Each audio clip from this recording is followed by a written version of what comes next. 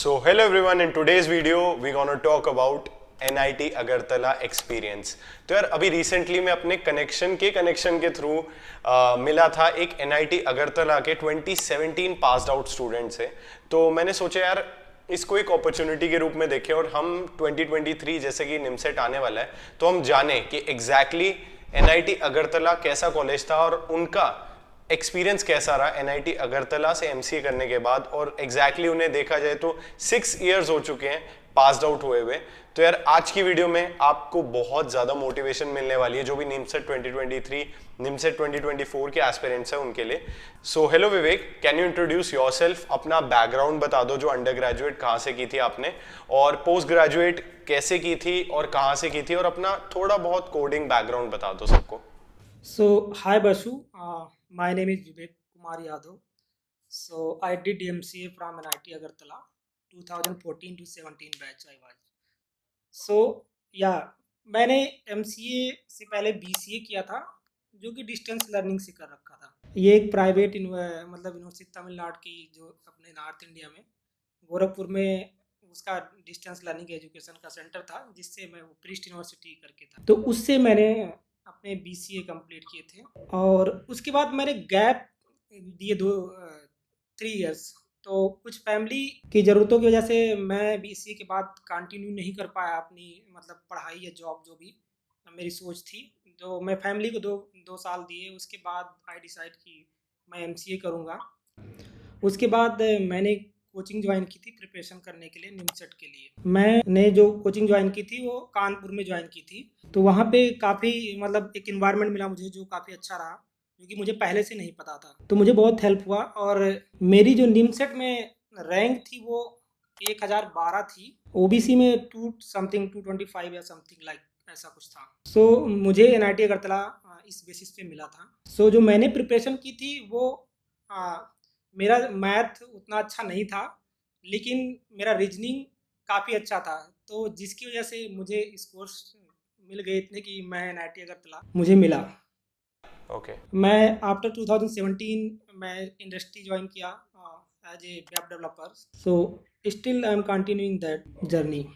Okay, तो जैसा इन्होंने अपने बैकग्राउंड के बारे में बताया, यहीं से मेरे कुछ अलग क्वेश्चंस आपके पास आएंगे जो कि बहुत सारे स्टूडेंट्स का डाउट होते हैं कि सबसे पहली बात कि आपका कुछ गैप ईयर था, तो क्या गैप ईयर से आपको जॉब लेने में दिक्कत आई? क्योंकि आपने बोला जैसे 2 साल का था आपका, इंक्रीज होकर शायद 3 साल का भी गैप ईयर था जॉब के लिए, और इसके अलावा आपने ओपन से BCA की थी। तो क्या इन दोनों पॉइंट्स की वजह से कभी भी आपको कोई जॉब में दिक्कत आई कि आपको जॉब नहीं मिल रही या फिर ऑफर लेटर मिल के रिवोक हो गया, ऐसा कुछ? तो अब तक जो एक्सपीरियंस रहा बासु, क्योंकि बहुत सारे लोगों ने पूछा ज़रूर मुझे, बट किसी ने मेरे एप्लीकेशन को अगर मैंने रिज्यूम सेंड किया तो उन्होंने डिक्लाइन नहीं किया। उन्होंने इंटरव्यू कंडक्ट किए, मैंने बहुत सारे इंटरव्यू क्वालिफाई किए, उन्होंने ऑफर भी रोल आउट किए। तो ऐसा कुछ ज़्यादा इम्पैक्ट नहीं रहा मेरी लाइफ में कि जो इसका इम्पैक्ट हो, जिसको लगता है कि ये इम्पैक्ट करेगा। नहीं, अगर you are good at in your career means like what you learn that coding parts, communication skills, you are fine. ये आपको प्रॉब्लम नहीं क्रिएट करेगा, क्योंकि जो गैप है, क्योंकि कंपनी क्या ढूंढती हैं, उनको एग्जैक्ट उनको वर्कर चाहिए जो कि उनके प्रॉब्लम को सॉल्व करे। सो अगर आप में वो कैपेबिलिटी है तो आपको पिक करके ले जाएंगे। Okay, so my next question is related to the NIMCET preparation. तो आपने किस तरीके से निमसेट प्रिपरेशन करी उसके बारे में थोड़ी बहुत और डिटेल बता दो, एंड कौन सी रैंक तक आपको उस टाइम तक NIT अगरतला मिल गया था, एंड ऑल्सो दैट कि जो लोग निमसेट की सेल्फ प्रिपरेशन कर रहे हैं उनके लिए आपकी क्या सजेशन होगी, थोड़ा बहुत ये भी बता दो। सो हे गाइज, वीडियो को आगे कंटिन्यू करने से पहले जैसा कि मैंने आपको बताया था कि नेक्स्ट लेवल एक ऐसी ऐप है जहां पर आप अपना सबसे प्रोफेशनल लुकिंग प्रोफाइल बना सकते हो और वहां से आप जॉब्स भी ग्रैब कर सकते हो।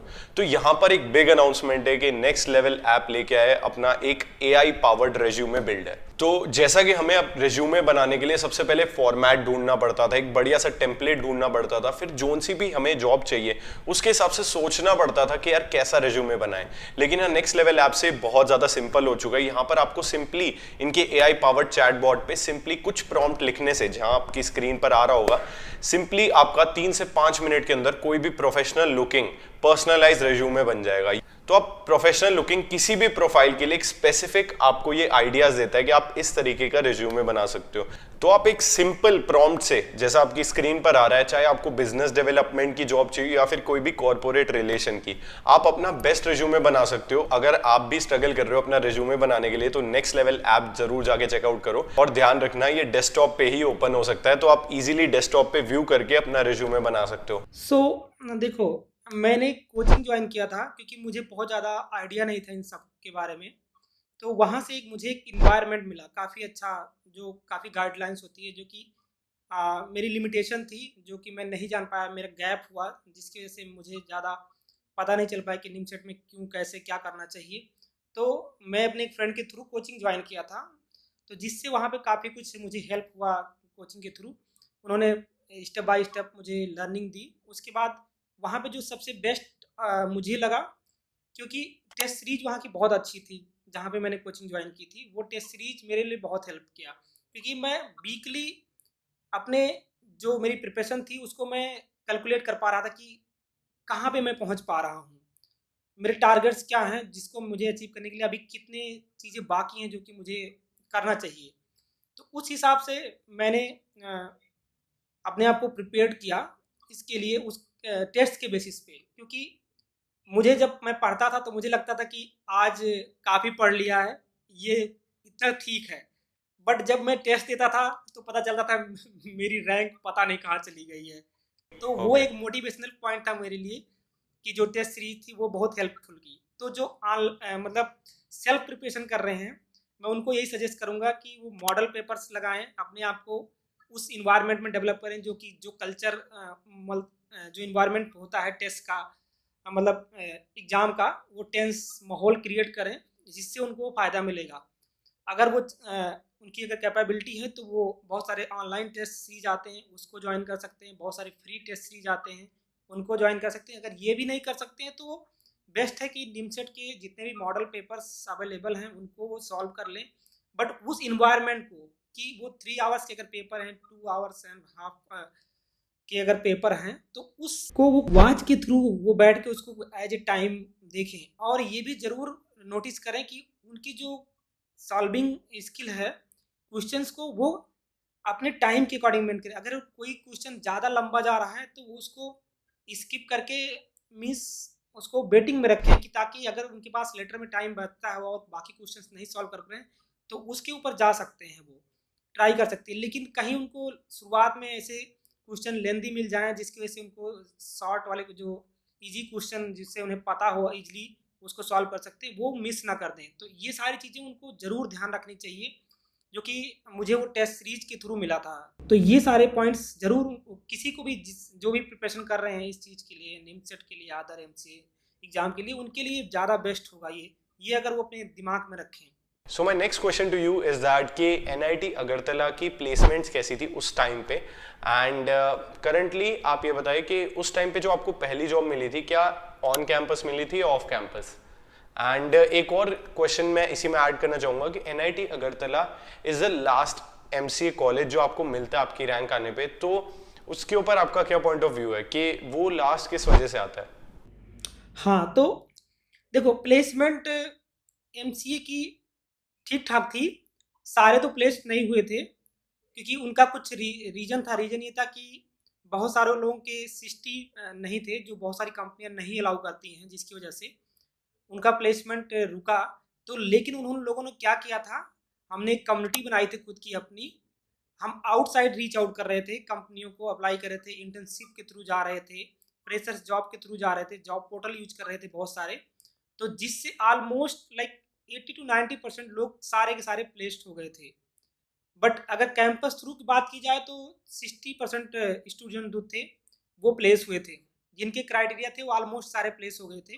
आपका अगला क्वेश्चन है कि NIT Agartala last preference. So last इसलिए कंसीडर किया जाता है कि सबसे पहला प्रॉब्लम कि वो बहुत दूर है, ठीक है। दूसरा प्रॉब्लम कि जो वहाँ पे सीटें हैं एमसीए की बहुत कम है, ओके। ठीक है।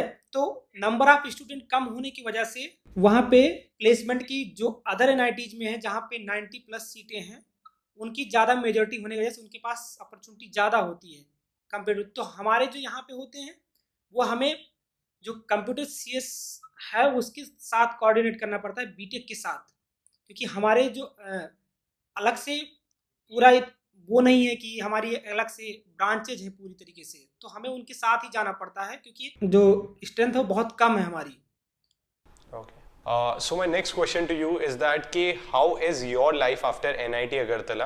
क्योंकि हम सब जानते हैं कि सारे लोग NIT Tiruchi, NIT Surathkal, NIT वरांगल को ही अपनी प्रायोरिटी मानते हैं कि उसके बाद तो एक तरीके से हमारी प्लेसमेंट बहुत तगड़ी लगेगी। NIT अगरतला या सूरतकल लास्ट के कुछ आ जाते तो उसके बाद तो प्लेसमेंट नहीं होगी और फ्यूचर अलग से और ख़राब होने के चांसेस हैं। तो अपना एक्सपीरियंस से बताइए कि NIT अगरतला के बाद मतलब आपका क्या एक्सपीरियंस रहा है टोटल के मतलब कि पैकेजेस कम मिले या फिर packages literally after NIT Agartala almost बराबर मिलते हैं NIT तिरछी के?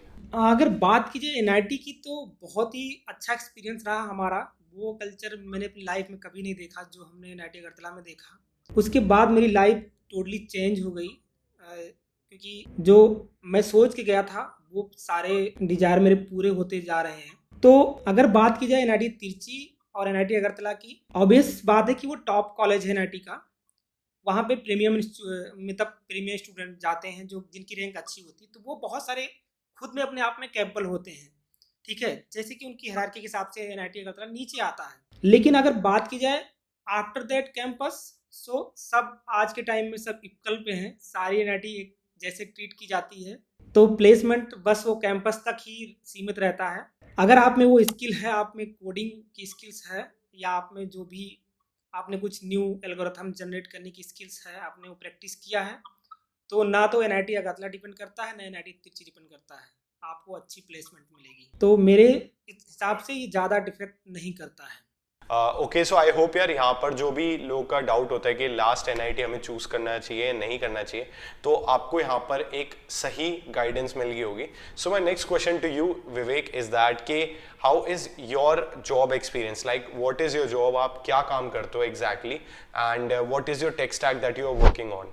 या I am a web developer. मैं मोबाइल वेब और डेस्कटॉप वेब को टारगेट करके चलता हूँ, उसी के लिए मैं काम करता हूँ। मैं एंड्रॉयड की तरफ नहीं काम करता हूँ। मैं टेक्नोलॉजी जो यूज करता हूँ जावा स्क्रिप्ट यूज करता हूँ, और जावा स्क्रिप्ट में front end back end to one stack में पे काम करता हूँ। मैं मोर ज़्यादा फ्रंट एंड की तरफ काम करता हूँ, जो टेक्नोलॉजी रिएक्ट यूज करता हूँ, जो जावा स्क्रिप्ट की लाइब्रेरी है। करंट टाइम में उसकी काफ़ी क्रेज है, काफ़ी अपॉर्चुनिटी भी है उसमें। लर्निंग थोड़ा सा इनिशियल स्टेज पे थोड़ा सा डिफिकल्ट है, बट काफ़ी अच्छा है, स्कोप बहुत अच्छे हैं, पैकेजेज उसमें अच्छे आते हैं।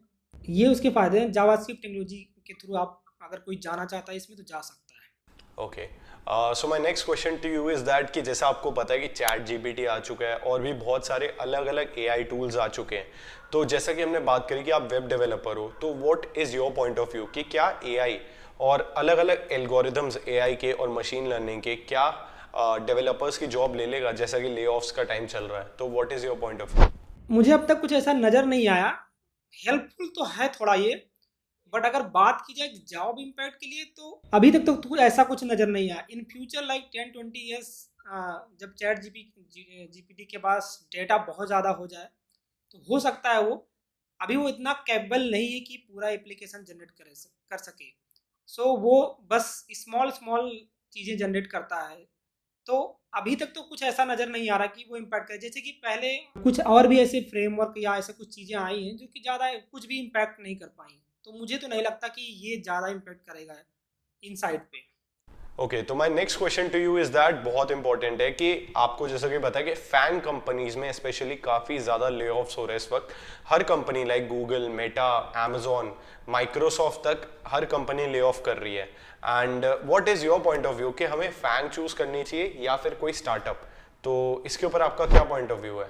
सो देखो, आप बड़ी कंपनी चूज करेंगे तो वहाँ पर रिलैक्स बहुत होता है अगर बात की जाए तो, क्योंकि वहाँ पे नंबर ऑफ जो इम्प्लॉय होते हैं बहुत ज़्यादा, और छोटे छोटे काम के लिए एक एक इम्प्लॉय रखे जाते हैं परफेक्शन बनाने के लिए उनके पास, क्योंकि उनके पास काफ़ी बड़ी कंपनी है, उनके पास रेवेन्यू बहुत ज़्यादा है, जिसकी वजह से वो ऐसा करते हैं। लेकिन अगर बात की जाए स्टार्टअप की, तो स्टार्टअप अगर आपको कैरियर बिल्ड करना है, आप 4-5 साल के बाद अपने आप को एक अच्छी पोजीशन पे देखना चाहते हैं, तो स्टार्टअप बेस्ट अपॉर्चुनिटी, क्योंकि वहाँ पे हर चीज़ आपको करने को मिलेगा जो 4-5 लोग करते हैं वो आपको अकेले करने को मिलेगा।